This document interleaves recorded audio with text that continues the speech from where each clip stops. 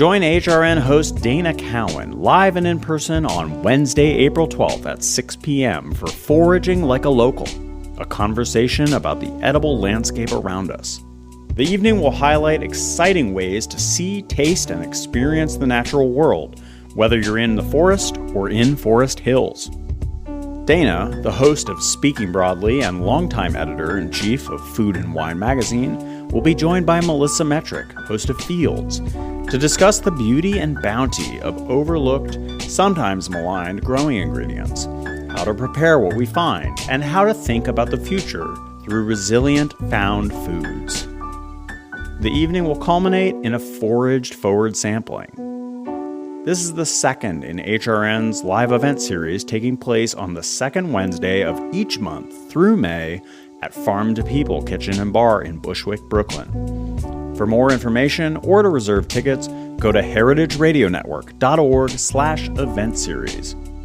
Our partner, Farm to People, is an online farmers market delivering in New York City.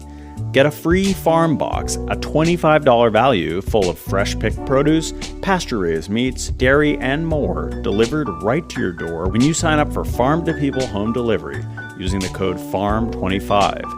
We look forward to seeing you on April 12th. Reserve tickets today at heritageradionetwork.org/event series.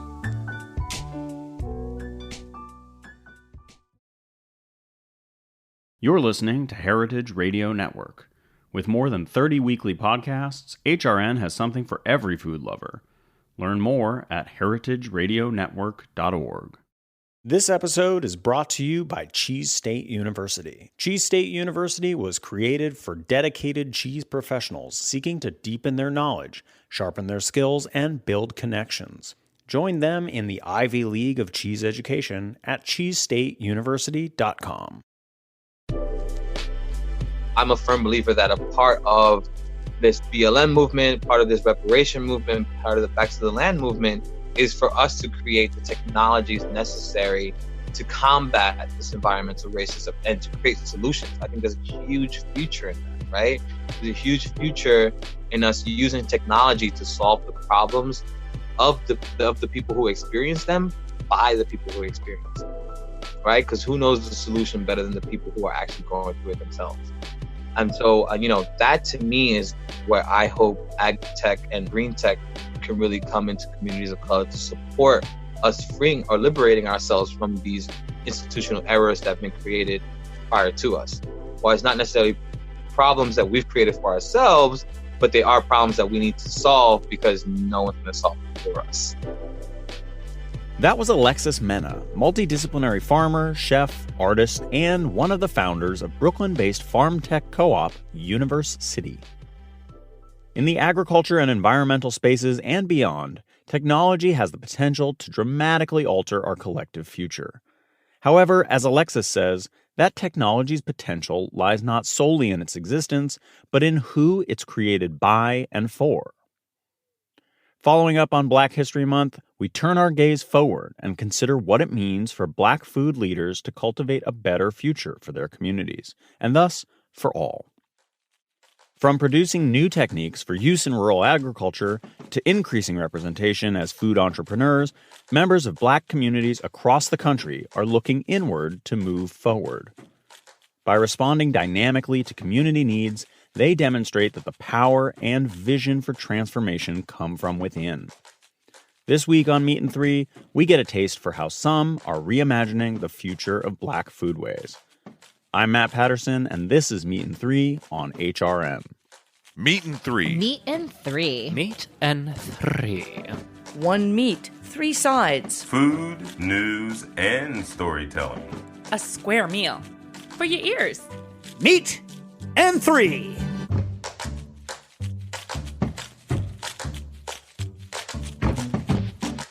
In our first story, Katie Ruther examines one way that technology is helping some Southern farmers hold on to their land.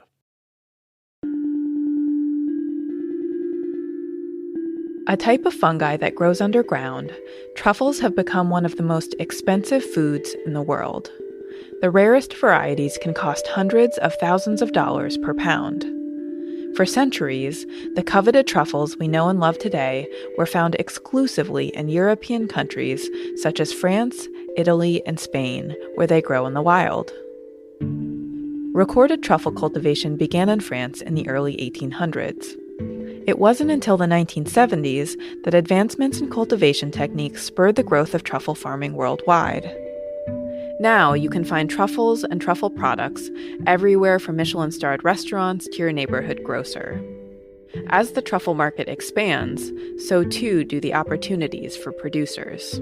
If you walk into a place with fresh truffles, you tell them you have them, you're all of a sudden the guest of honor.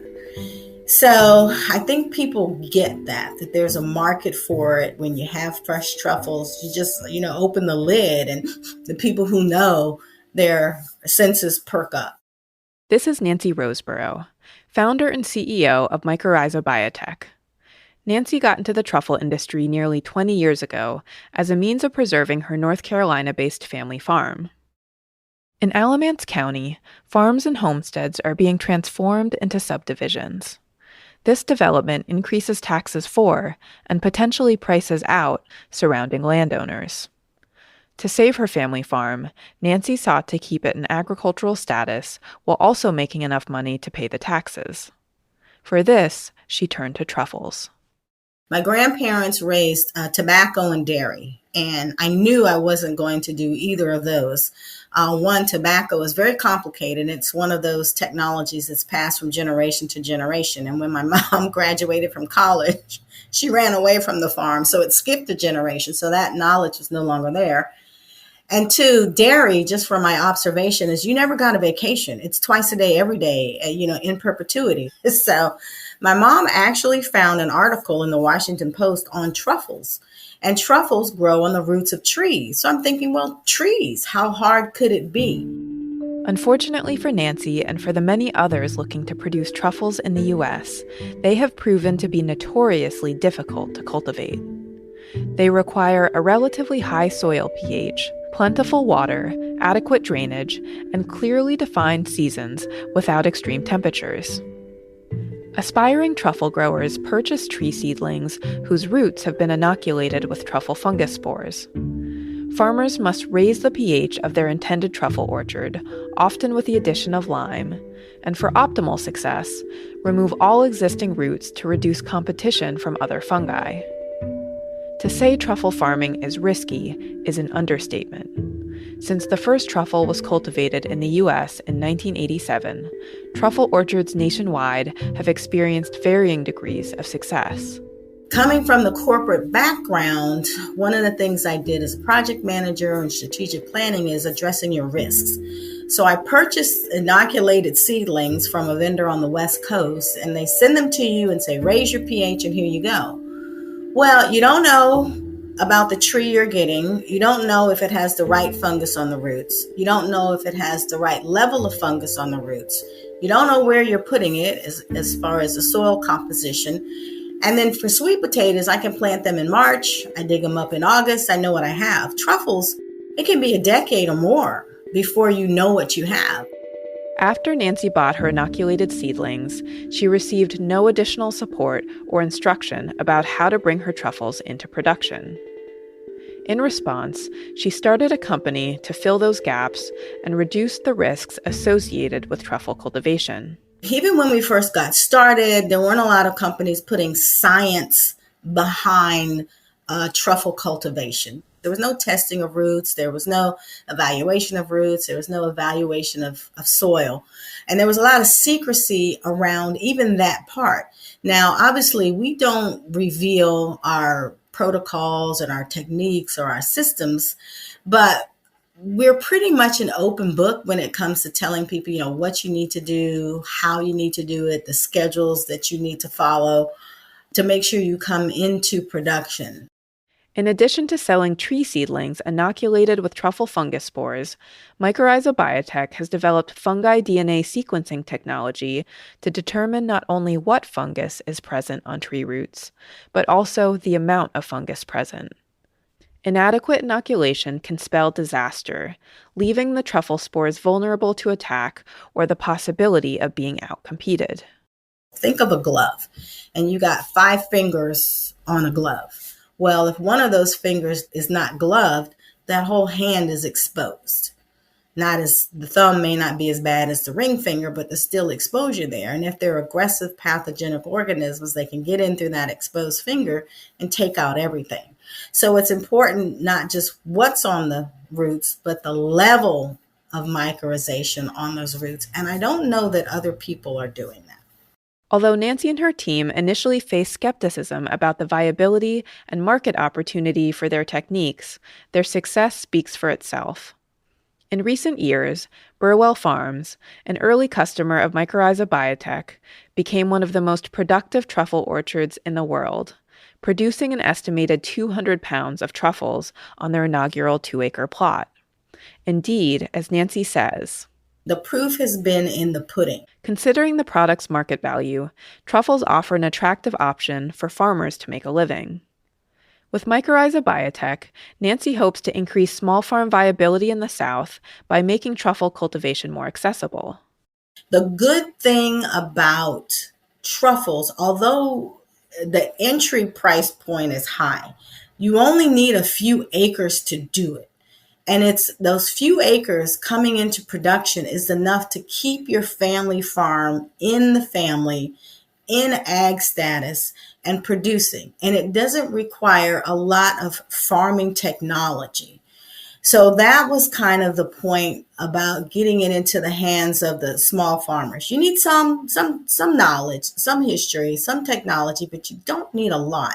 The challenge is that price point. And we're working with the state and with the federal government to try to bring that price point down. Setting up a truffle orchard can cost tens of thousands of dollars per acre. From preparing the site, to purchasing and planting the seedlings, to maintaining the plot and monitoring its progress, each step requires significant investment. To reduce the financial barriers to entry, Nancy and her team are trying to cut customer costs by creating more efficient methods for seedling inoculation and truffle DNA sequencing. They also seek out financial aid from government agencies to assist farmers with absorbing some of the costs. The number of Black farmers and farms is diminishing, and this is an option with just a few acres to maybe keep that number from falling so fast. You don't need a lot of acres. You only need a few. That lineage of farming history it might be getting a little weaker, but it's still there. And if you tap into it, it can be revived again. It's just getting people to the table, figuring out how to make it work, working with the state and federal governments to make money available to help people start those farms. And then finding new ways to use truffles. Helping farmers hold on to their land requires not just the ability to grow truffles successfully, but also the ability to sell them. According to Nancy, Mycorrhiza Biotech's Bianchetto truffle is the introductory truffle. Its relative affordability offers chefs and diners alike new opportunities to experience and experiment with truffles. Our chef out of Atlanta, he's like a Southern cuisine genius. And he's figured out a way, because most truffles are applied on like the Italian or the French side in your sauces and, soups and things like that. He made us a salmon hash with the fresh truffles, and it was amazing. Or he's the one who did the strawberry shortcake with the truffle sauce. So there are different applications for it that you may not think. Whether you like truffles in your salmon hash, on top of your strawberry shortcake, or some other way entirely, their endless culinary possibilities will pair with innovative cultivation technology to drive the industry forward. Nancy Roseborough is on the leading edge of that wave, forging symbiotic relationships of her own across the trade to build a thriving, truffle-filled future.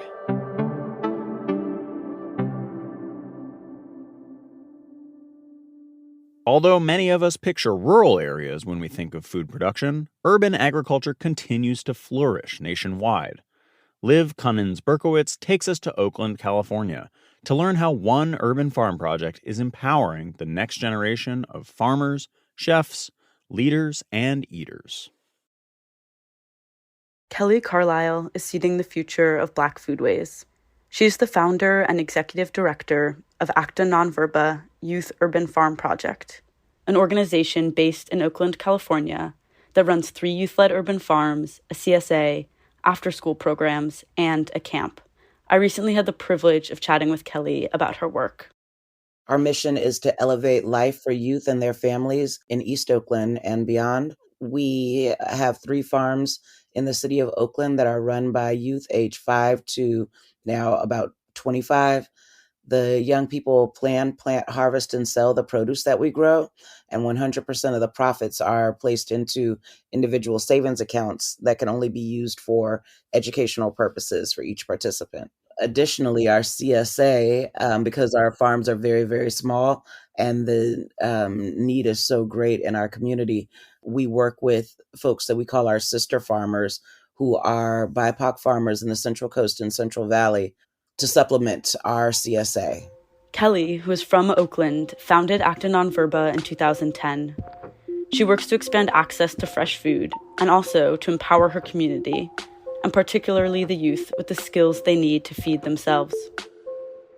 In an area like East Oakland, where, we've been talking for over 10 years about food access and being in a food desert, we've started using the term food apartheid, right? Because this is by design. It's, there's nothing stopping the city of Oakland from having a grocery store, full service grocery store, within walking distance of the communities that we serve.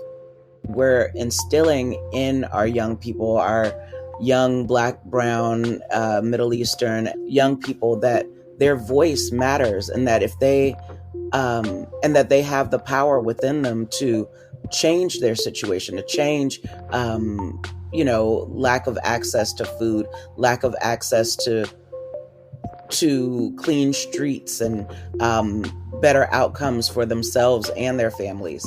So when we talk about sovereignty of food or land or those things, it's because we know that we deserve better. For Kelly, the future of Black foodways is intimately connected to remembering and reclaiming knowledge that has been lost.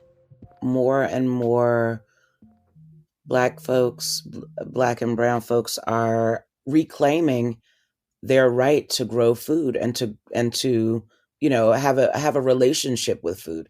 Because we live in such densely packed urban areas, a lot of times folks forget, that a lot of us came from agricultural backgrounds. Our grandparents, aunts and uncles may have had a garden. And so part of our work is to try to remind folks that we can feed ourselves, and there's something about growing food, either for yourself or for your community, that just makes you feel accomplished, that makes you feel like you're a part of something greater.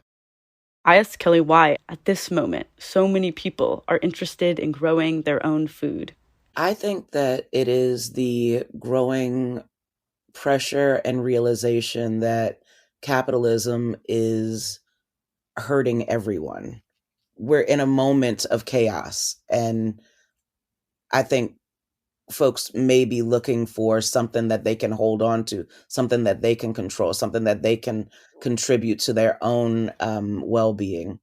As much as Kelly is dedicated to her community in Oakland, she has also worked with folks from around the world in the slow food and food sovereignty movements. In 2011, Kelly was a Bon Appetit Good Food Fellow. In 2012, she served as a U.S. delegate to Slow Food International's annual conference. And she currently is a Castanea Fellow, a national fellowship for those working for a more racially just food system. Almost immediately when I started growing food, I felt a connection, like a worldwide connection, something that I'd never felt before in any of the work that I had done. It's been gratifying to know that farming and growing and stewardship of the earth is not just a Kelly thing. It's not just an Acta Non Verba thing. It's not just a Bay Area thing, but it goes worldwide, that folks are really concerned with all the things that are going on and our ability to feed ourselves, our families, our communities, our countries. It's been wonderful to know that I'm not alone in this work. Kelly is resisting food apartheid in Oakland by teaching young children how to grow food on small parcels of land in the middle of their city. And she's not alone. In response to a globalized industrial food system that has failed to sufficiently feed so many people, folks across the world are rebuilding their connection with food and relearning forgotten agricultural practices to better nourish their communities.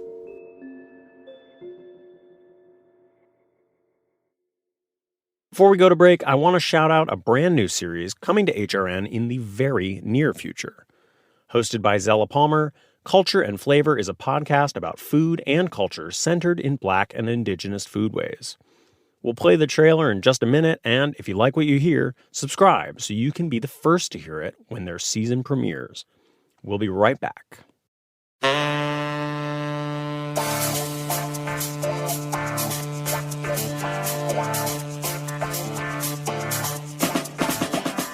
Culture and Flavor is a new series from Heritage Radio Network that's all about food and culture centered in Black and Indigenous foodways. Hosted by myself, Zella Palmer, right here in New Orleans, Louisiana. I am a writer, professor, filmmaker, culinary historian, mom, cook, and grounded in my benevolent ancestors' legacies. I'm so excited, y'all, to share with you highly vibrational conversations with some well-known and unsung heroes in the culinary world, friends who have become family from all over the world. Breaking bread is an art, and on Culture and Flavor, we are painting murals. I'm the child that know all the history of everybody's household. Good, bad, and ugly.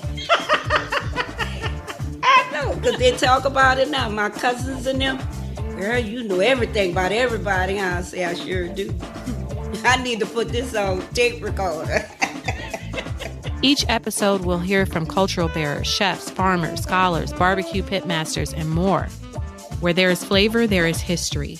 I'm excited for him, his vision, just as a black man coming from the 1940s in the South, to see his vision be able to be acknowledged in such a way. And that's huge for me, as a son, to be able to give him that moment. Join me on Culture and Flavor and all of my guests as we share stories that will have you praise dancing, cooking, conjuring, and inspiring your culinary journey. Subscribe to Culture and Flavor wherever you get your podcasts.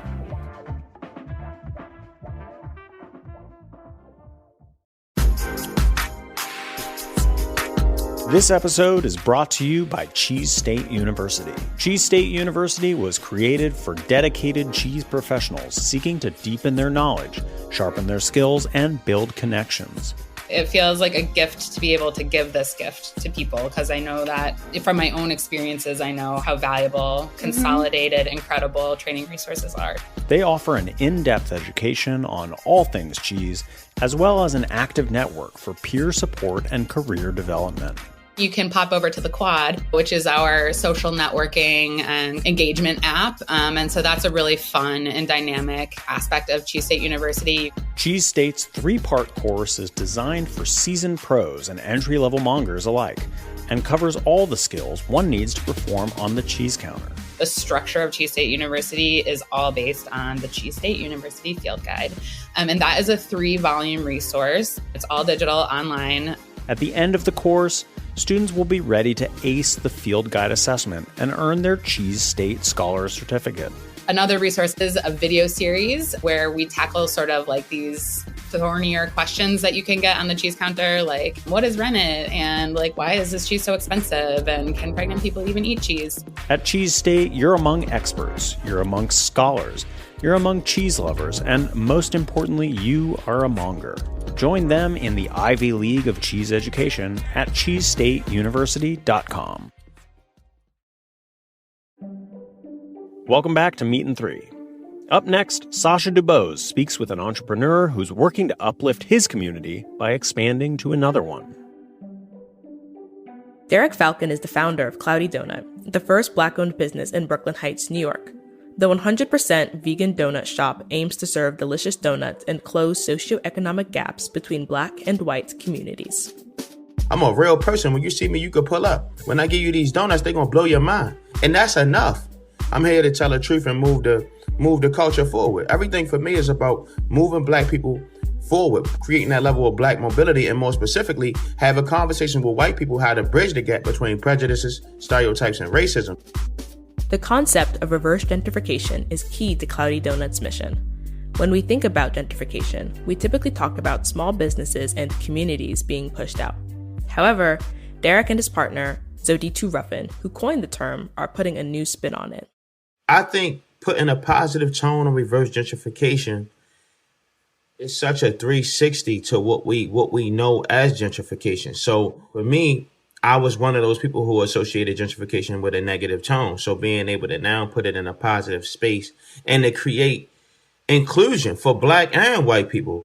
For Derek and Zoditu, reverse gentrification goes far beyond putting Black businesses into predominantly white neighborhoods. It was about how can I now bring my voice into a room where it's voiceless? There is no me in this room. How can I now express my point of view? And how can I also provide this community with a product or service that they might not necessarily be familiar with, and then have a story behind that product or service that can bridge the gap between a lot of stereotypes, prejudices that exist in the world, and more specifically close the wealth gap in America between Black and white folks. I'm coming from a space of visibility. Your young Black son could walk into my shop and be like, damn, he looked just like me, wear the same clothes I wore, talk like me. I probably could do something like this. Uplifting Black-owned businesses everywhere is at the core of reverse gentrification. When it comes to reverse gentrification, when these Black businesses and these brown businesses are in your neighborhood, make it a point to support them. Make it a point to recognize them, but more specifically, make it a point to uplift. Flipping the script on what gentrification means can lead to a promising future for Black-owned businesses from Brooklyn Heights to Bed-Stuy. So the future of food, if you follow my path, will be directly related to a trail of where the money is and how you can give back to your people in the most profound way. So you got to realize, like, if I'm able to generate capital in affluent neighborhoods, and then I'm able to hire all these young Black kids, they stay employed. So once they stay employed, then Black people come into the space and they buy the product and they see Black faces. Now you got these white people coming into the space, they buying the product along with Black people. We got these young Black kids that are working for us, they getting paid, and then we teaching them to put their money back into their communities because they do live in Bed-Stuy, Crown Heights, and Harlem. That's the 360. So when they go back to Bed-Stuy, Crown Heights, and Harlem, they support more Black businesses who are there, who might not have the opportunity that we got in Brooklyn Heights.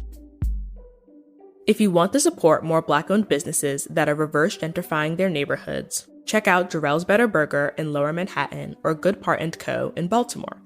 Not in NYC or Baltimore? You can find more information on all of these businesses and more in our show notes. To round out today's episode, we hear from Taylor Early about how building the future requires honoring the past. Sometimes it's difficult to imagine our day-to-day lives in the years to come as any different from now, especially when it comes to how and what we'll eat, and when you take into consideration things like championing food sovereignty, equity, and sustainability for communities of color. To understand what it might take to create that future, I sat down with the effervescent food writer, Deb Freeman. After a year or so of following along with Deb on Setting the Table, I wanted to know if there was a conversation or moment that had shifted how she thinks African American foodways will evolve.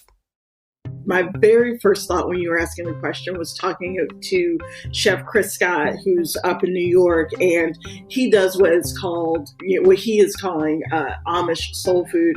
And he's an extraordinary chef, and he is using his background growing up in Amish country, but his family was from Virginia, and really kind of mixing those two worlds and then taking it to another place. And so for me, when I think about the future of soul food, I think about using elements from our background and from our heritage, but then how can we do it in new and unexpected ways? Not to say that there's anything wrong with the staples that we all know and love. Of course, though, that's comfort food and that has its place.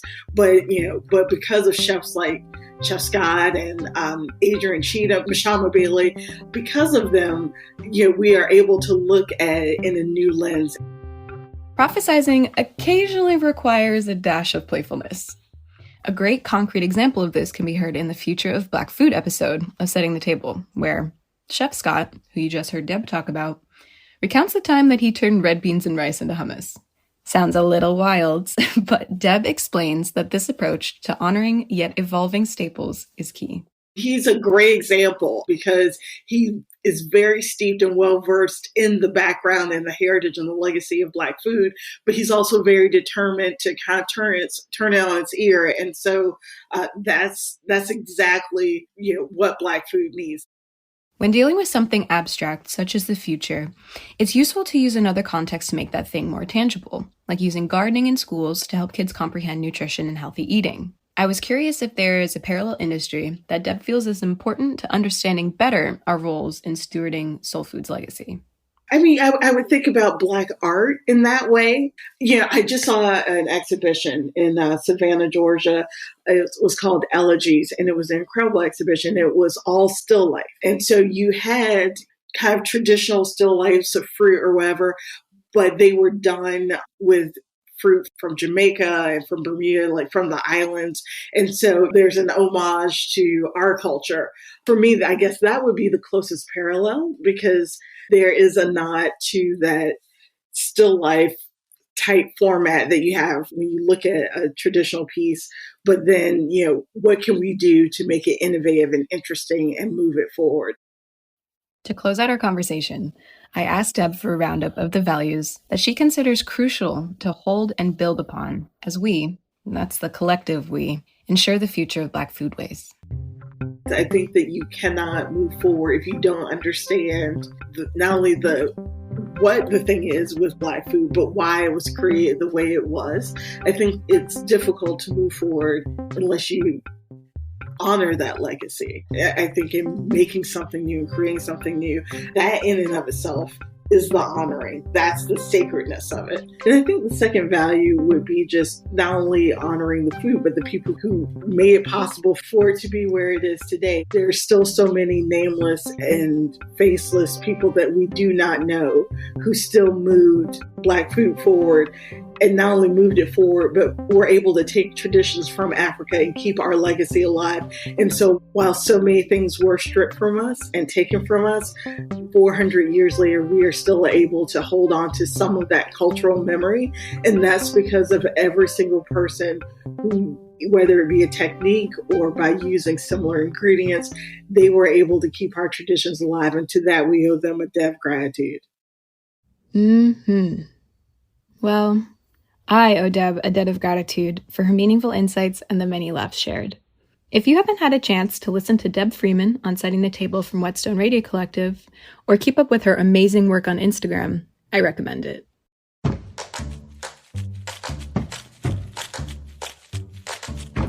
That's our show. Thanks for listening. You can learn more about the guests and topics we touched on this week by checking out our show notes. Special thanks this week to Katie Ruther, Liv Cummins-Berkowitz, Sasha Dubose, and Taylor Early. Meat and Three is produced by Kevin Chang-Barnum, Katie Mosman-Wadler, and me, Matt Patterson. Our audio engineer for this episode is me, Matt Patterson. Our theme song was composed by Breakmaster Cylinder. This program is supported in part by public funds from the New York City Department of Cultural Affairs, in partnership with the City Council. Meat and Three is powered by Simplecast. Meat and Three is a production of Heritage Radio Network, the world's pioneer food radio station. Learn more at heritageradionetwork.org and follow us at heritage_radio. And please stay in touch. Whether you have a story idea or would just like to say hey, write us at ideas@meetand3.nyc. That's all spelled out.